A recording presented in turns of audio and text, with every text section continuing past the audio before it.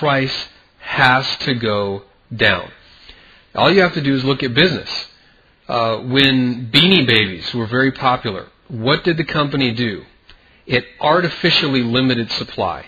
It would tell people, we're discontinuing this item, meaning we're not going to produce anymore, which means now the supply is fixed at a set amount. So what did they drive? They drove demand. Now you could say that was artificial, but let's talk about computers. The year 2000 comes on.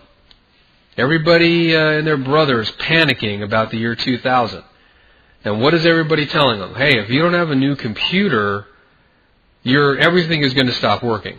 Now, that didn't happen. In fact, I was running a computer that was built in 1994, in 2000 and 2001, and it worked just fine. There weren't any problems. It didn't blow up. And, of course, we can see that the world didn't end, and everything was okay. But what happened because of that? Well, there was what? Demand. What were people demanding? They were demanding computers. They were demanding water. They were demanding food. They were demanding, in some cases, shelter. People were buying all kinds of houses out in the boonies, guns, ammo. Okay, all sorts of things started to come into demand. Well, if there's more supply of computers, then price is going to stay even, or it's even going to go down. Well, there's enough water to go around, so we don't have to worry about that necessarily.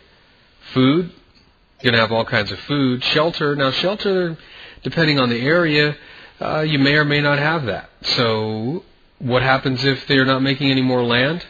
Price goes up. Guns, ammo, etc. So you can see that the event caused more demand, and supply governed the price. The same thing happens in the marketplace.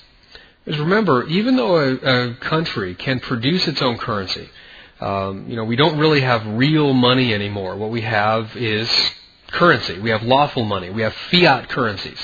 And what this means is that the central banks from any of these countries who don't have a currency that's backed by gold reserves can just print however much money they want. The United States actually stopped talking about how much money they had, but this was displayed in M1, M2, M3, and these were the money supply. How much money, physical currency, is out there. So you have a real limit to how many dollars people can buy. So if the real number of dollars starts to go way, way down, then dollars necessarily, because there's a limited supply or a diminishing supply, then dollars will go up in value. So what does that mean? Well, let's talk about the interest rate cycle. If the Federal Reserve is raising their interest rate, what does that mean? Well, it means that you get more money for owning that particular currency pair. Why?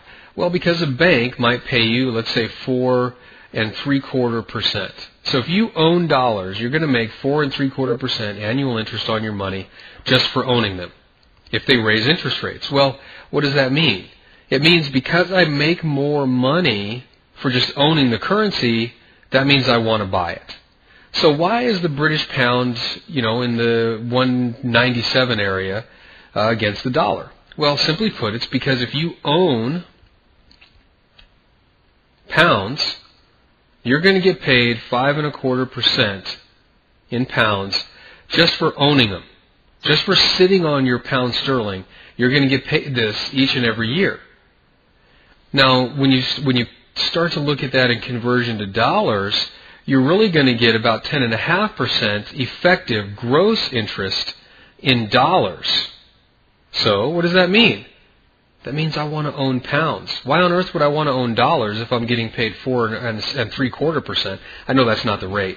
Why am I going to want to own that? I'm making more money over here.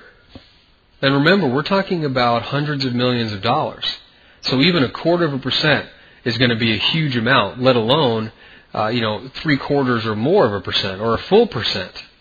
Okay, so that's why you're going to have more demand. So how do we boil that down? How can we take that concept of supply and demand and